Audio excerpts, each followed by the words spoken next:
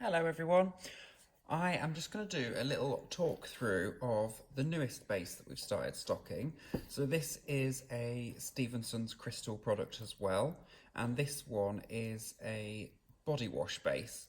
So we already have the liquid crystal concentrate version, which is like a really thick gloopy mixture that you dilute down with water. This is a pre-made base in itself. I had a little play with it yesterday. It's the Suspending base, so it's the Stephensons Liquid Crystal Suspending Body Wash base. So the difference between the Suspending and the Liquid Crystal is that this should suspend particles. So Stephensons advise to use botanicals. I know that poppy seeds are quite a popular one to use at the moment, but the idea being that they don't sink to the bottom. So I tested it yesterday. I haven't got the sample with me, and I wanted to test what happens with mica, because with the liquid crystal concentrate, the mica does sink to the bottom over time. I only made this about 24 hours ago-ish, and so far so good. It doesn't look like anything has started to sink. So this one I believe is a 3-in-1 base, so it can be used for a hand soap, a bubble bath or a shower gel, so a rinse off soap product, a liquid soap. The good thing about this is it's relatively easy, in the sense that you just add colour and fragrance and you're good to go. It's relatively quick, it doesn't make a lot of washing up. The sort of con side to it really is it's very similarly priced to the liquid crystal concentrate version, which is a lot more cost effective because you can make a lot more for the same price. So with both of the liquid soap versions, it's a really small amount of fragrance that you add. So in here I have 500 grams of the Suspending body wash base. So I have 5 grams of fragrance oil. This one is a Fairy Drops fragrance. In here I've got a water-soluble dye. So this is our beautiful pink water-soluble dye. So it's very easy. Literally, we'll just add in our fragrance. So they recommend to stir for 5 to 10 minutes, and that's just to really incorporate everything properly. I was probably closer to 5 minutes than 10 minutes when I had a go yesterday, and it worked quite well. So they say no more than 1% of additions. So no more, you basically don't deviate from the base any more than 1%. So if you had 0.5% of your botanical, then it would allow another 0.5% for a colour or a fragrance or something like that. It doesn't mean that you cannot add any more than that. It means that Stephensons say, yeah, that's what we've tested it to, that's what we know works, we're happy with that. So you can push that a little bit.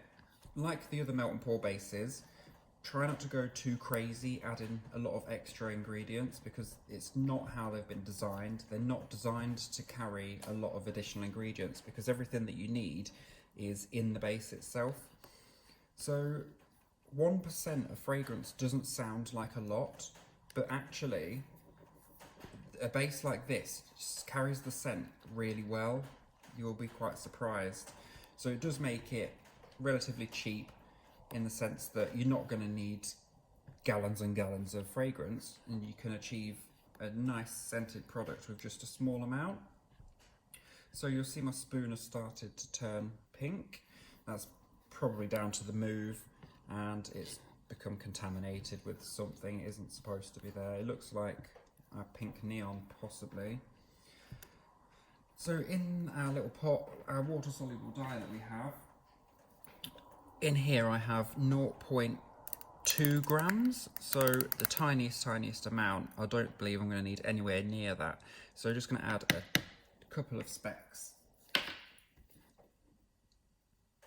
Because it's a water-based product and it's a water-soluble dye, it will take the colour really easily. Just see it's changing nicely already. You can add a small amount of the base to a pot and add a bit of fragrance to disperse the colour first. But because this is the first time using the water soluble in this, I didn't want to do that and make it far more concentrated than I needed. And with it supposedly taking 5 to 10 minutes to mix, I thought, well, that's plenty of time to not worry and to just add it as I want, and it will get mixed in. So when you mix, it's just nice and slow, controlled stirs. You don't want to get an electric hand whisk in there. You don't want to get a stick blender in there, because ultimately it's a really concentrated body wash, and all that's going to happen is it's all going to turn to foam. And when you go to bottle it, you're just going to be pouring foam in the bottle, and after a couple of days, when the foam disappears, there's going to be no soap left in there, just a little dribble at the bottom. So if you do get a little bit stir crazy, if you get a bit carried away and you do stir it too much and it gets too bubbly, then what you can do is put a couple of spritzes of rubbing alcohol, so an alcohol with a nice high percent, like a 99.9 isopropyl alcohol, and that will help to pop bubbles. But as you see, it's a nice, quick, easy base to make. It's nice and thick, and it's good to go. I think liquid crystal concentrate, personally, will always be my favourite liquid soap. I absolutely love it when you've mastered it. The liquid crystal concentrate also is more cost effective, but it is a little bit more labour intensive as well.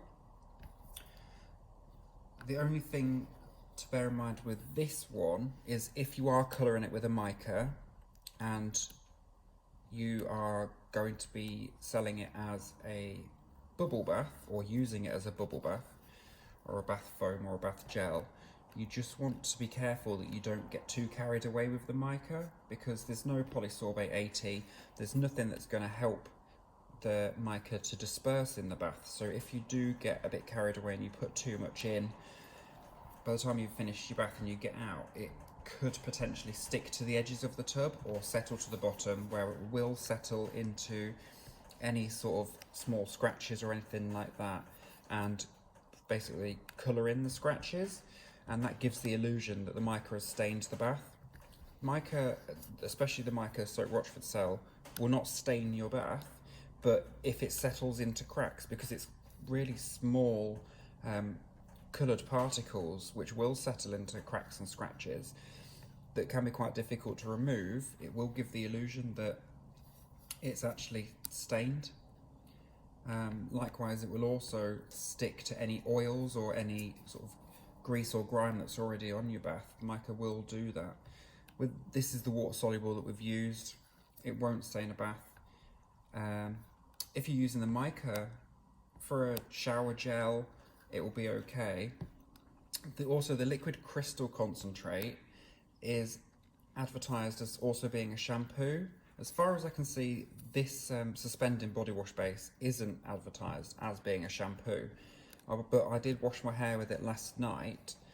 I've only used solid shampoo bars for the last 2 years, so using a liquid soap for my hair, it did feel a bit strange, and my hair is very used to the shampoo bars that I've been creating. So I always wash my hair twice with a soap, so the first time it felt quite straw-like and quite nasty washing my hair with this, but the second time, after I'd washed it again, it was okay, and then once it dried, it actually felt really nice. My hair felt really silky smooth. I've got quite average hair. It's not particularly dry or greasy or anything like that. It's quite straight hair as well. So as a shampoo, to be fair to it, it did work okay. Not as nice as the liquid crystal concentrate does, but this is primarily designed to be a body wash base, and the clue is in its name. But I think that is stirred sufficiently. We're good to go, and you can literally just package it into the containers that you want to sell it in or use it from, and that is as easy as that. Goodbye.